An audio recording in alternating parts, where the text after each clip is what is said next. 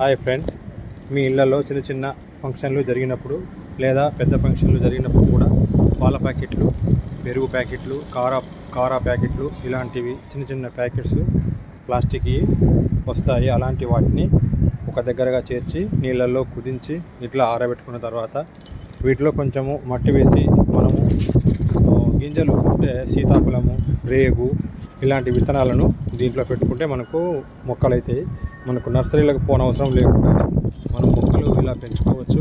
పర్యావరణానికి బాధ్యతగా మనము ఈ మొక్కలను పెంచి అందరికీ ఫ్రీగా ఉచితంగా ఇవ్వచ్చు, లేదా మనమైనా నాటవచ్చు. ఈ చిట్టి పని మీ చిన్నారులకు నేర్పిస్తే వాళ్ళు కూడా నేర్చుకుంటారు.